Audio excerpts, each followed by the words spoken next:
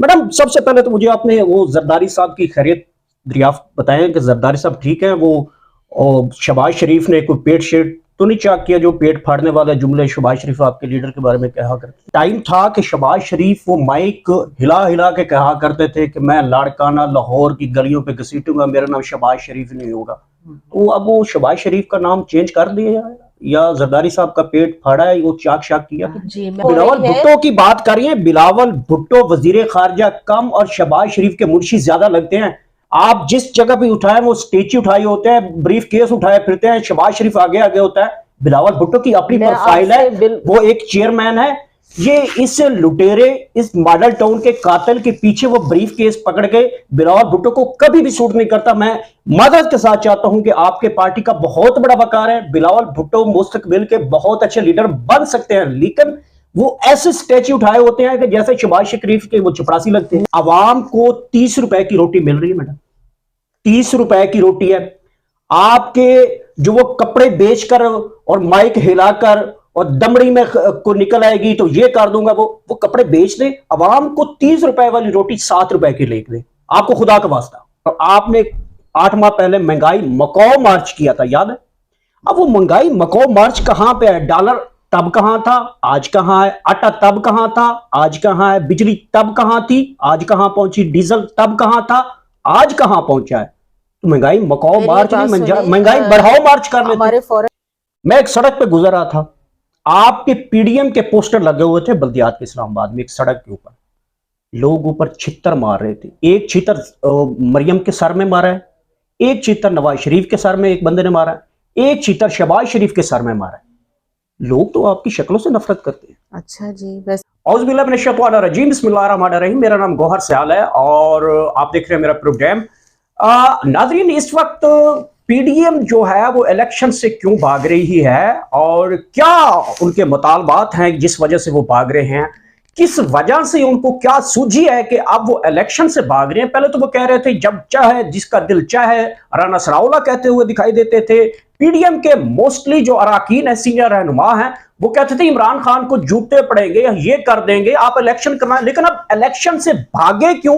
बहुत अहम स्टोरी है, हार्ड स्टोरी है। इस वक्त तमाम तर मीडिया जो है इसके ऊपर फोकस्ड है। आज हमारे साथ समीना सलाम मौजूद है, पीपल्स पार्टी से ताल्लुक है, सीनियर रहनुमा है। बहुत बहुत शुक्रिया मैडम। सबसे पहले तो मुझे आपने वो जरदारी साहब की खैरियत दरियाफ्त बताएं कि जरदारी साहब ठीक है। वो और शहबाज शरीफ ने कोई पेट शेट तो नहीं चाक किया जो पेट फाड़ने वाला जुमले शहबाज शरीफ आपके लीडर के बारे में कहा करते। बिस्मिल्लाहिर्रहमानिर्रहीम। शुक्रिया बहुत बहुत कि आपने मुझे यहाँ इंटरव्यू के लिए टाइम दिया। बात ये है कि देखिए, हम लोगों ने आपने जो ये बात कही है ना कि इख्तलाफात बहुत सारे हो सकते हैं, लेकिन मुल्क के मफाद के लिए हम सारी पार्टीज इकट्ठे हुए हैं। पीटीआई ने जितना इस मुल्क का बेड़ा गर्क किया, आप इकोनॉमी को ले लें, आप फॉरेन पॉलिसी को ले लें, हर तरह से तबाही मचा दी। 2020 में जब इनके पास मौका था कि ये बल्दियाती इंतखाबात कराएं, तो इन्होंने क्यों नहीं बल्दियाती इंतखाबात कराए? उस वक्त इन्हें पता था कि महंगाई की वजह से अवाम इतनी परेशान हो चुकी है, वो इनसे जान छुड़ाना चाह रहे हैं। और अल्लाह ताला का लाख लाख शुक्र है कि हमने एक डेमोक्रेटिकली पार्लियामेंट के थ्रू इनको हुकूमत से हटाया। तो अब बल्दियाती इंतखाबात इंशाल्लाह होंगे, लेकिन इस्लामाबाद की आबादी आप देखें, 101 के बजाय 125 जो हम लोग चाह रहे हैं कि यूनियन काउंसिल्स बने, ताकि लोगों को ग्राउंड लेवल पे उनके काम बेहतर तौर पे हो सके। इसमें थोड़ा सा टाइम लगेगा। अभी सिक्योरिटी इशू है, जैसे राना सनाउल्लाह साहब ने कहा, तो बहुत सारी चीजें जो है वो देखने की हैं। अच्छा, मुझे वो बड़ा एक नाजरीन भी आपसे बड़ा जानना चाहते हैं। एक टाइम था कि शहबाज शरीफ वो माइक हिला हिला के कहा करते थे कि मैं लाड़काना लाहौर की गलियों पे घसीटूंगा, मेरा नाम शहबाज शरीफ नहीं होगा। तो अब वो शहबाज शरीफ का नाम चेंज कर दिया या जरदारी साहब का पेट फाड़ा है, वो चाक शाक किया? जी, मैं आपको अब एक बात बताती जाऊं कि पीटीआई जो है, उन्होंने काफली के बारे में क्या कहा था, आपको याद है कुछ क्या कहा था? और एमक्यूएम के बारे में क्या कहा था? उनके भी तो कोalition पार्टनर्स बने ना।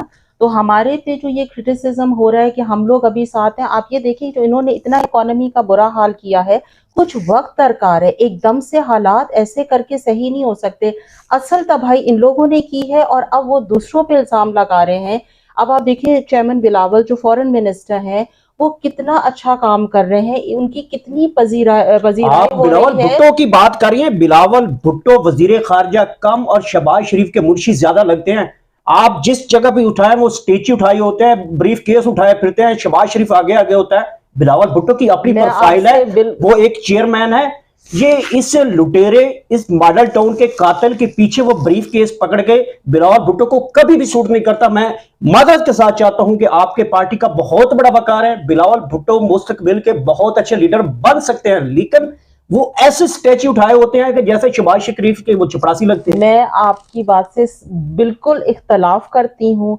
शहबाज शरीफ साहब जो है वो मुल्क के वजीर आजम हैं। हम लोगों की पार्टी में ना ये बदतमीजी जो पीटीआई वाले करते हैं ना, हम लोग इस किस्म के नहीं। मेरी बात सुन ला, मेरा इंटरव्यू कर रहे हैं, मुझे मौका दें बात करने का। चेयरमैन बिलावल जो, उनकी तरबियत ऐसे नहीं हुई। वो तो चेयरमैन बिलावल जो है वो शहीद मोहतरमा बेनजीर भुट्टो साहिबा के बेटे हैं। उनकी तरबियत ऐसे नहीं हुई कि वो बदतमीजी करें, वो हर एक को रिस्पेक्ट देते हैं। शहबाज शरीफ साहब इस मुल्क के वजीर आजम हैं। आप परफॉर्मेंस पे बात कर रहे हो, एज अ फॉरेन मिनिस्टर वो इतना जबरदस्त काम कर रहे हैं। जितने ताल्लुकात पीटीआई ने खराब किए थे उन सारों को उन्होंने अपनी तरफ से कोशिश की है बहाल करने की। सऊदी अरब को देख लें, चाइना का देख लें, अमेरिका का देख लें, बाकी जहां उन्होंने जिन ममालिक के दौरे किए, वो उन्हें कहा जाता था कि अभी वो उनकी उम्र इतनी नहीं है, लेकिन उससे पहले जो हमारे वजीर खारजा हैं उन्होंने क्या काम किया? उन्होंने तो हर जगह से ताल्लुकात खराब किए। मेरे ख्याल से वो जितना उन्होंने, चाहे टेररिज्म के हवाले से, क्लाइमेट चेंज जो हमारा इतना सैलाब आया, इतना नुकसान हुआ, उसके हवाले से वो इन्वेस्टमेंट लेने की कोशिश कर रहे हैं। टेररिज्म इकोनॉमी के लिहाज से उन्होंने कितना अच्छा पाकिस्तान का स्टांस पेश कर रहे हैं। अच्छा, तो मुझे ये छोटी छोटी बातें मुझे ये बता, मुझे ये आइडिया है कि चपड़ासी तो आपके शहबाज शरीफ को होना चाहिए था। बिकॉज मैं इसलिए कह रहा हूं कि जरदारी साहब ने उसे उसकी दिल की ख्वाहिश पूरी कर दी है। जो कह रहे थे ना कि काश मैं कभी वजीर आजम बनता, वो जरदारी साहब ने पूरी की है। ये 100% श्योर से कह रहा हूं कि आपने तो इसको मरहून मिलत समझा जाए शहबाज शरीफ को, क्योंकि जरदारी साहब ने ही उसे प्राइम मिनिस्टर बनाया। कभी इसकी हाथ में लकीर भी नहीं थी कि प्राइम मिनिस्टर बन सकते थे। अब आप कह रही है कि हमने खारजा पॉलिसी ठीक की है, अवाम को 30 रुपए की रोटी मिल रही है। मैडम 30 रुपए की रोटी है। आपके जो वो कपड़े बेचकर और माइक हिलाकर और दमड़ी में को निकल आएगी तो ये कर दूंगा, वो कपड़े बेच दे, अवाम को 30 रुपए वाली रोटी 7 रुपए की लेकर दे। आपको खुदा का वास्ता। मेरी एक बात सुने, मैं यही कहना चाहूंगी कि एक्चुअली जब डॉलर 2017 में कितना था और पीटीआई के टेन्योर में वो कितने % आगे गया, किसी चीज को अगर उन्होंने बिल्कुल तबाह कर दिया, इकोनॉमी का बेड़ा गर्क कर दिया, उसको क्या सही करते हुए टाइम नहीं लगेगा? क्या एक आपने चुटकी बजाई, कोई अलादीन का जिन तो नहीं है कि एकदम से हालात बेहतर मतलब जो 26 अरब डॉलर कौमी खजाने में पड़े थे और अब 6 अरब डॉलर पड़े हैं, वो इकोनॉमी बड़ी लूज थी और आपने इकोनॉमी को आपने ग्रो किया। नहीं, मेरी बात सुने, तो इतने कम अरसे में, कुछ महीनों में सारे हालात बेहतर हो जाएंगे इंशाल्लाह। आप देखेंगे ऐसी इकोनॉमिक पॉलिसीज आ रही हैं कि 2000 हमारे वहां से बैरूनी ममालिक में हमारे जो दोस्त हैं वो भी हमारी बहुत मदद करने को तैयार हैं, सऊदी अरब भी करने को तैयार है, लेकिन वक्त दरकार है। आप लोग कुछ वक्त तो दें ना। जब इतनी तबाही पीटीआई ने मचा दी तो उसमें थोड़ा सा टाइम लगेगा। आपने कहा जरदारी साहब ने शहबाज शरीफ साहब को प्राइम मिनिस्टर बनाया। देखें, हम लोगों को मुल्क के मफाद के लिए हमारी सबसे पहली प्रायोरिटी पाकिस्तान है, जिसको पीटीआई ने तबाह कर दिया हर सेक्टर में। तो थोड़ा सा वक्त दें, 2023 अभी कुछ अरसा और दें, इंशाल्लाह हालात बेहतर होंगे। पॉजिटिव सोचें। आपके बिलावल भुट्टो अमेरिका जाएं, चाइना जाएं, रशिया जाएं, सऊदीया जाएं, यूएई जाएं, जहां मर्जी जाएं, लेकिन गरीब को इससे सारे से कोई गर्ज नहीं। गरीब के घर में आटा 10 किलो वाला थैला 2500 रुपए का जा रहा है। मुझे वो दिन बता दे कि जो बंदा किसी जगह मजदूरी करता है, आजकल तो मजदूरी बहुत मुश्किल हो गई है ना, जितनी आप महंगाई का कंट्रोल, आपने 8 माह पहले महंगाई मकाओ मार्च किया था, याद है? अब वो महंगाई मकाओ मार्च कहां पे है? डॉलर तब कहां था, आज कहां है? आटा तब कहां था, आज कहां है? बिजली तब कहां थी, आज कहां पहुंची? डीजल तब कहां था, आज कहां पहुंचा है? तो महंगाई मकाओ मार्च नहीं, महंगाई बढ़ाओ मार्च कर रहे थे। हमारे फॉरेन मिनिस्टर अगर ये दौरे कर रहे हैं तो वो क्या अपनी कोई एंजॉयमेंट की ट्रिप कर रहे हैं? वो इसीलिए बाहर जा रहे हैं। वो अपने फवाद चौधरी तो बिलावल को कहते हैं कि ये वजीर सियाहत है, ये वजीर खारजा नहीं है। वो खर्चे पे जा रहे हैं, वो जिन जिन ममालिक में गए हैं उनकी पूरी इंटरनेशनल मीडिया में तारीफ हुई है। वो पाकिस्तान के लिए दौरे कर रहे हैं, उन्होंने घूमना वो वैसे भी घूम सकते हैं, लेकिन वो इस वक्त पाकिस्तान का स्टांस, जैसे मैं रिपीट करूंगी, टेररिज्म के हवाले से, इकोनॉमी के हवाले से, और जो सैलाब की वजह से हमारा इतना ज्यादा मुल्क मुतासर हुआ है, वो चाह रहे हैं कि फॉरेन एड मिले, लेकिन आपको लोगों के पास जाना है, आप उनको कन्विंस करना है। ऐसे तो कोई आपको नहीं देगा ना, कोई भी आपकी मदद नहीं करेगा। आपके चेयरमैन की जो सर की कीमत है वो 2 करोड़ लगी है, सिर्फ 2 करोड़। पीटीआई वाले कहते हैं 25 करोड़ में जरदारी साहब एक एमपीए खरीदते हैं। ये 2 करोड़ सिर्फ बहुत। उनमें इतनी गट्स हैं कि उन्होंने इंडिया को सही उन्होंने कहा कि मोदी जो है वो बुचर है गुजरात का। किसी और में हिम्मत हुई है ऐसे कहने की? तो इसकी तो उनपे इनकी तारीफ होनी चाहिए कि उन्होंने इतना जबरदस्त काम किया है जो शहीद जुल्फिकार अली भुट्टो ने यूएन में अपनी स्पीच में किया। वेल, ये बहुत अच्छी बात है कि जहां पे मोदी टेररिज्म जो कि एक गढ़ है समझा जाता है, वो चाहे कश्मीर में हो, चाहे फलस्तीन में हो, या हमारे हमसाया मुल्क अफगानिस्तान में हो, तो वहां पे टेररिज्म की जो है वो इन्वेस्टर जो है वो मोदी है, और मोदी को भरपूर जवाब दिया। मैं इस वजह से बिलावल भुट्टो की तारीफ जरूर करूंगा। और यहाँ पे जो है पाकिस्तानी कम्युनिटी ने भी मोदी को कसाई करार दिया। माशाल्लाह बड़ा अच्छा आपने वो प्रोटेस्ट किया जिसमें आपने उसको कसाई बनाया, और गुजरात का कसाई और फलाना फलाना, मुसलमानों का कातिल है, टेररिस्ट है। हम इसकी बहुत अच्छा बिलावल ने यहाँ पे स्टांस लिया। अच्छा मैडम, टू दी क्लोज आते हैं बल्दियात इलेक्शन। पहले आप कह रहे थे इलेक्शन कराओ, इलेक्शन करवाओ, इलेक्शन करवाओ, बल्दियात करवाओ, बल्दियात करो, उन्होंने नहीं करवाए। 2020 में इस टेन्योर को खत्म होना था, हो गया, इस हुकूमत ने नहीं करवाया। आप पीटते रहे, चीखते रहे, बल्दियात कराया जाए, बल्दियात कराया जाए। और आज से 1 माह पहले आपके इंटीरियर मिनिस्टर राणा सनाउल्लाह साहब कहते हैं कि जी जब चाहे आप इलेक्शन करवाएं, हम इनको जूतों के हार पहनाएंगे। मैं परसों की बात बता रहा हूं, ऑफ द रिकॉर्ड बता रहा हूं, मेरे पास वो विजुअल भी हैं।